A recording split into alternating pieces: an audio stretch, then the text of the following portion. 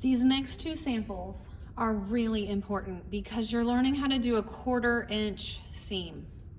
And a reminder that a 1/4 inch is the same as 2/8 of an inch. So when you're looking at your seam gauge, if you have one that looks like this, that little circle that's punched out, the line and the tiny little tick line above it, that is a 1/8. And then the second line over where I have my blue line lined up is the 1/4 inch. That's 2/8, but typically called 1/4 inch. So a 1/4 inch seam is used in quilting all the time. It's small enough that it doesn't create bulkiness in your quilt projects, but it's not so small that your seam allowance will rip out.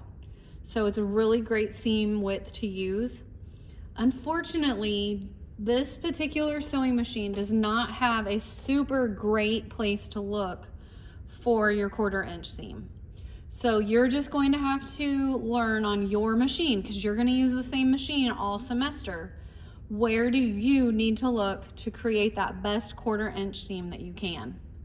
So one thing that we're going to practice with is a piece of paper. All I did was use one of my white marking pens, and I took a ruler, one of the clear rulers at the cutting table, and I just drew in a mark 1/4 inch from the edge. So then I'm gonna see over here at my machine, where would I need to line up the edge of my fabric in order for my stitches to go in right on that 1/4 inch line. So there's a couple places we can start. If you look at the top of your throat plate in the plastic area, I'm gonna try to zoom in so we can see that. But right here, that says 1/4 inch. So that is when I have my sewing machine over on the stitch selector, when I have this number on a 1, and I come back here. So that means my needle is off to the left-hand side. It's even with the opening in the toe of your presser foot. And so then if I line my fabric up way out here with that mark out at this edge, then my needle should be in line with that 1/4 inch spot. Okay, so that's one place we can look. The other thing you can look for if your machine on the stitch selector is on a 1 is right on the foot. There's little divots or little indentions. So here is the position of my needle, right in that opening of the foot. But in the center of the presser foot, there's a little groove. That's 1/8 of an inch away from the needle. And then there is another little groove that is 1/4 inch away from the needle. So I can look there, and where that puts my edge of my fabric is really in line with the end of the clear part of this presser foot. So that's another place we can look. So once you have kind of figured out where to look, and you have one of these scratch papers, you're just gonna stitch across it. So I'm trying to keep my needle in line with my line that I drew in, and while I do that, I'm looking to see where the edge of my paper hits. And it is right in line with that little groove that's 1/4 inch away from my needle. So that makes sense, that's where it should be. So that's one option for creating a 1/4 inch seam, is using that method with paper and chalk. Okay, so what I'm gonna do is I'm gonna take it down here on the counter and we're gonna measure it. So I've got my seam gauge on a 1/4 inch, and I'm gonna lay it at the edge, and it's right where it should be at a 1/4 inch. So once I know how to get a 1/4 inch, then I'm able to do that for my actual project that you're gonna turn in. This is just to help you so that you know how to find a 1/4 inch. The other way you can do it, I'm gonna lift my needle, is to put your sewing machine on a stitch selector of a 2. So when you do a 2 on the stitch selector, it takes the needle position and shifts it from the left, shifts it to the middle.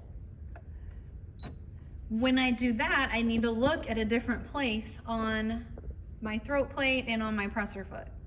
So just recently, maybe not for some of you, depending on when you're watching this video, I went in and I added a black Sharpie line on the corner of the bobbin case. Where this line, if your fabric is outside, we don't want it inside the black line, that's too skinny, but outside the edge of that is really a great spot to look for that 1/4 inch. The other way of saying this is it is just inside the edge of the presser foot. So like on our 1/2 inch seam, we wanted to make sure that the fabric came out just a little bit from the edge. On a 1/4 inch seam, if your sewing machine selector's on a 2, the edge of your fabric is just inside the edge of the foot. So if I ever in another video say something like use your 1/4 inch spot on the edge of the foot, you know that it's looking at the right hand side of the foot, but just inside of it. So hopefully you can kind of see what I'm talking about here.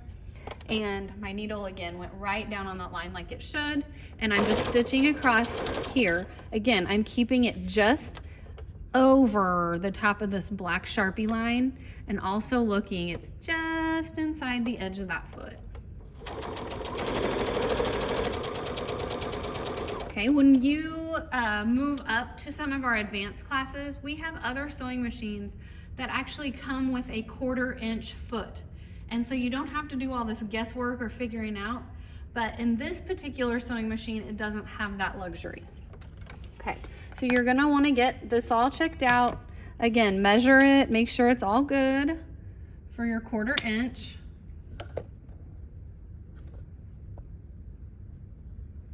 So we'll do some measurements there, make sure it's that 1/4 inch like it is, and then you just decide from here on out, which do you want to use? Do you like looking at the 2 and the inside of the foot, or do you like having it on the 1 and using the little spots on the presser foot? That really is personal preference. As long as you know each time it says to make a 1/4 inch seam, you know how to do that. For your seam samples, 5 and 6, you will need 2 3x6 inch rectangles for each sample. So I've got 2 here for 5, 2 here for 6. What I'm gonna start with is I'm going to run a leader fabric underneath the machine.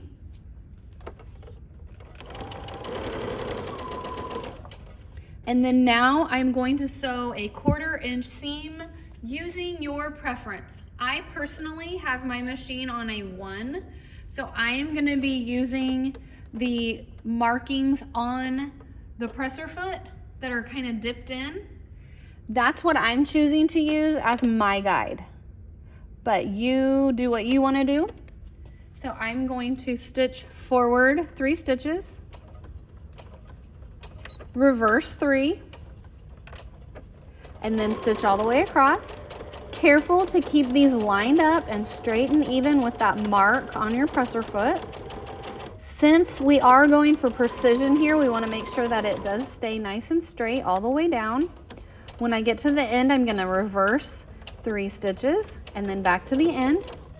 Now this time, instead of putting my ender fabric on, I'm going to go in with my second set of 3x6 rectangles, this for seam sample 6.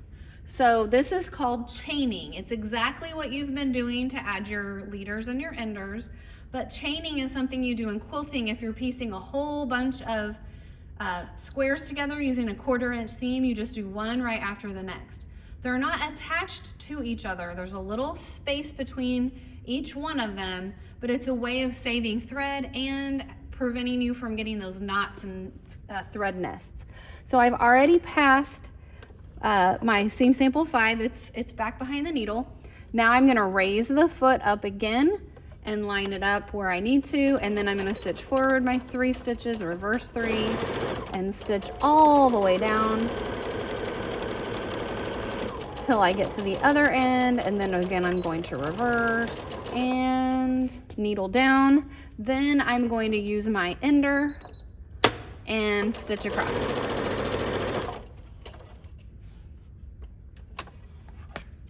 I'm going to trim my tails, cut my samples apart, and then trim off what was my leader. It'll be the ender of my next one. And then I'm going to make sure that I measure my seam allowance, that it's a 1/4 inch seam for both of them. And then we're gonna head over to the iron. In class, the iron might already be on, and that's great. You do not have to unplug the iron after every use in here. Because we have so many kids using the irons, we do typically just assume that they are always on if they're plugged in, and just always be careful not to touch the hot part of the iron. So we're getting this heated up. Depending on what you are doing, if you are in class in design fundamentals, all of your fabrics are going to be 100% cotton. So you'll make sure your iron setting is on the cotton, or even linen is fine too, but cotton is plenty. Gets it nice and hot so that you can press your seam samples. So what we're going to do for seam samples 5 and 6, we are going to do a couple of different methods for pressing. So in quilting, there's different times when you do different ways of pressing your seams, or just different quilt designers will encourage you to do certain ways. I'm used to pressing to the dark side. Well, both of my fabrics are the same color here. So if you were pressing to the dark side, you would have your dark fabric up top and your lighter fabric on the bottom. And what you do is you start by actually pressing just the fabric itself, and you're pressing the seam. I could even take a little water, or that's some spray starch, just to really set that seam in. So you set the seam, and then this method, what we're doing is when we press to the dark side, you're really pressing your seam to one side. So what I then do is I open up my seam. So I've set it, and then I open up the fabric and pull the fabric over and then press it down. So it gives it a nice flat crease. I can also do a little starch across the top of it and press it down. Gives it a nice crisp finish.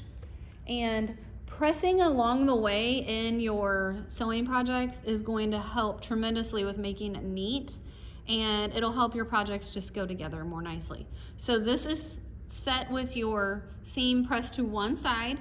So you'll staple this down in your notebook on the one that has the seam to one side. And then this other sample, it's that same 1/4 inch seam. I'm still gonna press my seam. I'm gonna set it from both sides. And then I'm gonna open it up with the seam kind of laying on top here. Then you're just going to go in with your fingers at the end of the seam allowance and just kind of split it. So I'm going to open that up like that, splitting it so it's going to both sides. And then I'll put the tip of the iron down in that split. Maybe I'll do this the other way so you can see it better. But I'm going to press that seam allowance down, and it goes to both sides. So some quilters like to press their seams open, and some like to do this way where they're going all to one side. There's pros and cons to both. The con of this one is that a lot of times when you're quilting, you're cutting your pieces apart. You'll see us doing that in our project coming up. And when you do a seam that is split open, you can sometimes see the seam pulling apart. Whereas on a seam that is pressed to one side, even if you cut it apart, the way that it's pressed kind of secures it and keeps it held in place. The other nice thing you can do with this type of seam is you can nest them together when you're sewing seams, where one faces one way and then one you're pinning it to faces the other, so they fit together like a puzzle. But just in general, the pressing them open has a flatter surface area, so it is not as bulky. So there's good and bad to both of them. You'll be instructed in your projects which way you should be pressing. And then if you go on to quilt on your own or for fun, then you decide which way you personally prefer. Make sure to double check in your seam sample packet to look and staple the one that has the seam laying over to one side. Make sure to staple it in the right place, and the one with the seam pressed open, that it's stapled in the right place.